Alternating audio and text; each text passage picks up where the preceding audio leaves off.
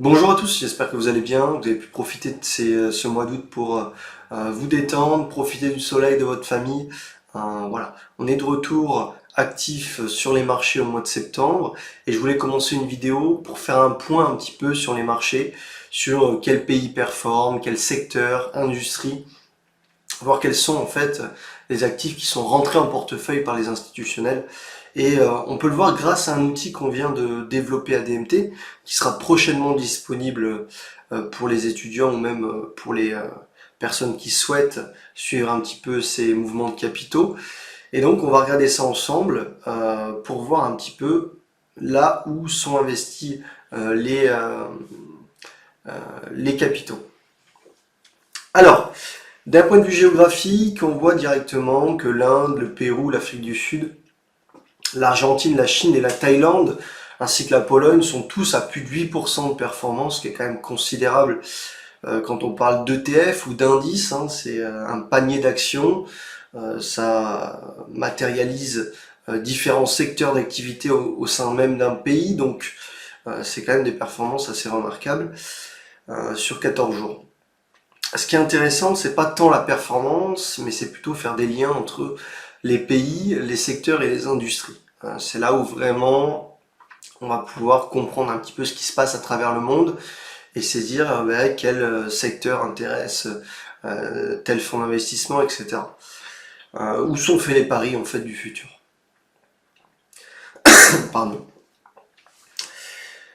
Alors, la Chine, c'est intéressant de s'y arrêter puisqu'elle était en difficulté depuis quelques mois maintenant et elle revient un petit peu au devant de la scène avec une belle performance sur 14 jours. Et ce qui est intéressant, c'est qu'on a mis en place cette espèce de petit lien ici qui va vous permettre tout simplement de comprendre quelle est l'exposition du pays, quelles sont ses industries en fait. Ça, c'est le plus intéressant puisqu'on a forcément des idées reçues sur certains pays, mais des fois on se trompe totalement et ça permet de remettre un petit peu les idées en place et de comprendre réellement qu'est-ce qui se passe dans ce pays-là. En l'occurrence, la Chine, c'est beaucoup d'internet, de marketing, mais c'est aussi beaucoup de médias. Et ce qui est intéressant de savoir, c'est que les médias sont prédominants en Chine de 14,6% de l'exposition du pays. Et ça, c'est intéressant. Pourquoi? Parce que si on fait un lien avec nos screeners sur les industries ou même les secteurs, hein, tout simplement, vous voyez que les télécoms sur 14 jours sont en tête. Donc, le fait que les télécoms intéressent les fonds d'investissement et les spéculateurs ces 14 derniers jours ou ce mois qui vient de passer, eh ben, ça se retranscrit à travers les pays, selon l'exposition de chaque pays. Donc les télécoms sont seconds en termes de secteur, au niveau des performances, et ça se retranscrit sur la Chine, puisque la Chine, c'est une bonne partie de son économie. Et on voit que la Chine est en tête, pardon, Chine et Inde, et puis la Chine toute seule en 5e position sur 14 jours. Donc c'est intéressant de comprendre ce qui se passe à l'intérieur d'un pays. Si on suit le Pérou par exemple, eh ben, le Pérou, vous allez être surpris, mais c'est 42%, 43% quasiment que de métaux et mines, métaux précieux, voilà. Tous ces métaux-là, c'est 43% de l'économie, de l'exposition du pays. Donc c'est quand même assez conséquent. En général, les pays, plus on avance, plus ils sont développés, plus il y a une certaine, on va dire, un certain équilibre qui est trouvé, même s'il y a une prédominance. Par exemple, la France, il y a le luxe, l'aéronautique, mais derrière, il y a quand même un certain équilibre qui est trouvé. 43% sur un pays développé, ça ne se trouve quasiment pas. C'est impossible, hein. Donc c'est quand même assez intéressant de comprendre. Et donc c'est le Pérou qui est en 2e position sur notre screener. Mais pourquoi? Ben, simplement parce que si on va sur les industries, sur 14 jours, vous avez l'uranium qui est en tête, le gaz nat, et puis après vous avez les mines de cuivre, les mines d'argent, voilà, des terres rares également. Donc ce qui fait en fait la puissance du Pérou, c'est ces mines, ces métaux précieux. Et donc quand ces métaux sont massivement achetés par les fonds d'investissement et là où il y a un pari qui est fait pour le futur sur ces métaux-là, ben, ça entraîne évidemment l'ETF ou en tout cas l'indice du pays en question qui est exposé en majorité face à ces métaux-là et ce secteur-là. Donc ça, c'est intéressant de comprendre que tout est lié finalement. Pourquoi tel pays progresse? Simplement parce que si on regarde en détail ce secteur et ces industries, c'est ce qui progresse le plus en ce moment. On va retourner sur le géographique. L'Afrique du Sud, alors, vous vous doutez bien que c'est pas forcément le luxe ou ce genre de secteurs qui sont prédominants, mais forcément les métaux, les matières premières, etc. Donc 21,5% de métaux et de mines dans l'exposition de l'Afrique du Sud, ça se retranscrit à travers son ETF, ici, qui fait plus 9% d'augmentation. Et pourquoi? Parce que quand vous regardez un peu plus en détail, vous avez les mines de cuivre, vous avez les mines d'argent, ils ont sûrement un petit peu de pétrole également, mais surtout les mines d'argent, nickel aussi, mines d'or. Donc tout ça va entraîner la surperformance du pays. On peut regarder quoi? La Chine, la Thaïlande, parce que la Chine on l'a déjà fait, la Thaïlande. Vous allez voir, la Thaïlande est pas mal exposée aux hydrocarbures. Vous avez le pétrole et le gaz à 11%, et puis après c'est la nourriture, mais 11% d'hydrocarbures. Quand vous regardez un petit peu nos screeners, c'est la même chose, c'est le gaz nat, le pétrole, le Brent, le WTI qui sont en tête. Donc il faut bien le comprendre. Alors ça c'est assez difficile quand on n'a pas de screener, de comprendre un petit peu cet environnement boursier, de comprendre ce qui se passe réellement dans les pays et ce qui fait qu'un pays progresse ou diminue au niveau de ses performances. Si on passe sur les actifs les moins performants, vous avez le Pakistan. Ce qui est étonnant parce que d'ailleurs le Pakistan, si on retourne sur la pondération de son ETF, vous avez quand même le pétrole, le gaz qui sont prédominants à plus de 16,5% de l'économie du Pakistan. On a vu juste avant que c'est des secteurs qui sont les plus achetés en ce moment, mais voilà, ça ne fait pas tout. C'est-à-dire que le Pakistan en ce moment est sûrement en difficulté simplement parce que ils sont alliés aux talibans qui ont pris le pouvoir en Afghanistan et seront potentiellement parmi leurs principaux le financement des talibans se fera principalement par le Pakistan, donc ça peut créer des sanctions au niveau international et donc voilà, c'est pas parce qu'on a un secteur qui performe que forcément l'actif va performer. Il faut voir aussi d'un point de vue politique et politiquement le Pakistan se met en danger en soutenant les talibans en Afghanistan. Donc peut-être moins d'acheteurs au niveau de leurs hydrocarbures, moins de contrats avec les entreprises pétrolières américaines, européennes, etc. Donc ça peut créer des tensions. En tout cas à court terme, on voit qu'à moins 4% sur 14 jours, les investisseurs délaissent un petit peu le Pakistan pour aller sur d'autres actifs. Le Nigeria, donc qui est en difficulté en ce moment, simplement, il y a aussi une part de son économie qui repose sur l'agriculture, hein. Je crois que je l'avais noté, 24% de son PIB, donc c'est quand même assez considérable. Et en ce moment, ils connaissent un petit peu leur plus faible croissance depuis 2018. Ça c'est dû un petit peu aux instabilités politiques. Il y a beaucoup d'enlèvements, beaucoup de mouvements terroristes dans les campagnes. Qui empêche un petit peu la croissance et le bon fonctionnement de leur économie au niveau de l'agriculture. Donc voilà. Par contre, une ouverture sur le Nigeria, ça peut être aussi les crypto-monnaies. Vous avez parmi un des pays d'Afrique les plus penchés sur la crypto, même si le gouvernement ne souhaite pas, en tout cas a banni pour le moment, l'usage de la crypto-monnaie puisque ça avait bien fait chuter leur devise.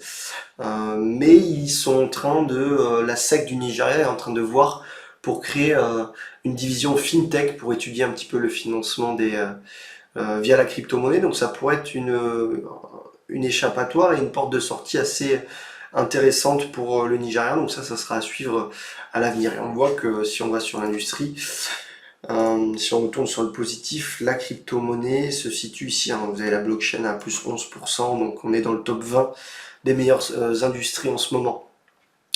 Voilà. Vous avez l'uranium au niveau de... Alors, on a vu le géographique, donc, et on est allé creuser un petit peu en détail le pourquoi du comment. Vous avez aussi les secteurs qui vous permettent plus facilement de voir un petit peu ce qui se passe. Donc l'énergie, donc pétrole, gaz, sont en tête, ce qui va soutenir évidemment des pays comme le Moyen-Orient, évidemment pas le Pakistan puisque avec les tensions que je vous ai dit c'est compliqué, mais la Thaïlande également, la Pologne, je crois que c'est à peu près 12% d'hydrocarbures, ouais, voilà, 12% de son économie qui repose sur l'hydrocarbure, donc c'est quand même assez intéressant. Vous avez plein d'actifs derrière, hein. Vous avez la Malaisie, la Russie, qui sont prédominants au niveau des hydrocarbures et qui progressent en ce moment. Voilà. Donc ça nous permet de comprendre un petit peu tout ça, de faire un point de ce qui se passe très rapidement. Vous n'avez pas besoin d'aller sur 50 000 screeners. On a fait ça, le but c'était d'avoir une synthèse globale de ce qui se passe à travers le monde assez rapidement. L'uranium en ce moment est en train d'exploser, on se rend compte, en tout cas l'économie se rend compte que l'énergie nucléaire avec l'uranium est intéressante, peu polluante et propose vraiment une adaptation au niveau de la production d'énergie qui est intéressante. Donc ça va intéresser les pays dans le futur. Et l'uranium a vraiment pris une belle bouffée d'oxygène, hein, puisque plus de 30% de poussée en 14 jours, c'est quand même considérable. Le gaz nat qui est en pleine explosion aussi, on en avait parlé avec les étudiants il y a peut-être un mois et demi, sur l'éventualité que le gaz nat se reprenne. C'est une énergie aussi qui est assez abondante et qui peut être alternative à ce qu'on connaît maintenant. Voilà, donc ce que je vous ai dit aussi, l'essence, le mine de cuivre. La cybersécurité plein en ce moment, les jeux vidéo, les jeux d'argent, voilà. Les terres rares, donc je vous disais les pays comme l'Afghanistan. Ah oui, on n'a pas parlé. L'Afghanistan qui est un pays qui détient à peu près 3000 milliards de ressources en terres rares, en cuivre, ce genre de minéraux. Et donc, alors ça c'était une estimation faite en 2010, donc depuis les métaux se sont bien appréciés. On pourrait penser que ça peut être le double. Ça pourrait être 6000 milliards de ressources naturelles disponibles dans les sols de l'Afghanistan, d'où éventuellement le lien avec certaines guerres euh, avec les États-Unis. On n'est pas forcément venu en Afghanistan juste pour le terrorisme, on est venu peut-être aussi pour mettre main basse, mettre la main sur certains produits, certains métaux qui peuvent être intéressants dans la production de téléphones éventuellement, de semi-conducteurs, etc. Donc il faut bien réfléchir un petit peu à ce contexte autour de ça, mais l'Afghanistan qui regorge de ressources naturelles et que les talibans vont chercher à exploiter. Alors voilà, qui vont sûrement, on va dire, piller leur pays ou en tout cas se servir au niveau des ressources. Voilà. Qu'est-ce que je voulais dire d'autre au niveau de l'Afghanistan? J'ai pas trouvé d'ETF ou d'indice financier sur l'Afghanistan, tout simplement parce qu'ils sortent de 20 ans de guerre. Donc la bourse n'était pas forcément leur préoccupation. Peut-être que ça viendra. Mais voilà, on peut se douter que c'est proche du, euh, du Pakistan, donc plutôt même ressources, même croissance, etc. Bon là ça va être compliqué, il va y avoir des sanctions je pense, et ils seront peut-être pas reconnus au niveau international, en tout cas on verra. Ça sera intéressant de suivre ça. Voilà, au niveau des devises, pardon, vous avez le dollar qui se casse la figure, l'euro qui performe, l'AUD qui plaît, donc l'AUD est un gros producteur de métaux précieux, hein, l'Australie, de gold, voilà, plein de choses. Donc tout est lié, hein. Quand vous avez un secteur, une industrie qui performe, le pays va s'apprécier, éventuellement la devise également. Donc voilà, vous avez aussi le CAD, gros producteur majeur d'uranium, le Canada, et gros producteur de métaux, gros producteur de pétrole aussi. Donc ça plaît, hein. Le CAD est situé, hein, voilà, le CAD et l'AUD, si on reste sur la même période, sont tous les deux en tête Voilà. Donc je voulais faire une rapide synthèse de ce qui se passe en ce moment. On peut évidemment rentrer plus en détail, il y a plein de choses à dire. C'est ça qui est intéressant avec ce secteur, enfin cet outil où on peut voir un petit peu les secteurs, etc. D'ailleurs, on va voir un petit peu quelles sont les industries qui sont en difficulté. Le transport maritime qui est en difficulté en ce moment, alors que depuis quelques mois, ça avait été une des industries les plus intéressantes d'un point de vue spéculation, puisque ça montait fortement. Donc ça, c'est intéressant à savoir. Donc il y a des cycles, hein. On a eu le transport maritime pendant 3-4 mois, quand la reprise économique s'est mise en place, et on a eu besoin de transporter des matières premières, etc. Donc les actions se sont envolées, mais là on a vraiment une prise de bénéfice et un petit recul sur ce genre d'actifs là. Le maïs, l'élevage intensif, donc on parlait du Nigeria qui avait souffert de son agriculture, on parlait du coup d'élevage de maïs, donc ça peut être transcrit également par ça. Service aux collectivités, le grain pareil, le blé, donc euh, toute l'agriculture qui a cartonné ces 5 derniers mois, qui a fait des scores magnifiques, bah là est en train de souffrir un petit peu en ce moment. C'est pas énorme, hein, mais ça souffre un peu. Donc il faut pas forcément se focaliser sur ces actifs-là. Ce qui est intéressant, c'est que vous pouvez suivre les rotations en cours des institutionnels. Vous pouvez voir un petit peu ce qui plaît, ce qui déplaît, et allouer vos capitaux sur certains secteurs, certaines industries, plus que d'autres. Voilà, j'espère que ça vous aura plu. On aura fait une petite synthèse. Si vous avez des questions, n'hésitez pas, ou des choses à rajouter, à commenter. Moi, je suis complètement ouvert à des débats, à des discussions. Je pars du principe qu'on apprend de tout le monde, donc c'est intéressant d'avoir votre point de vue. Un petit pouce bleu me ferait plaisir. Et puis, je vous souhaite une bonne reprise pour cette semaine de trading. Salut!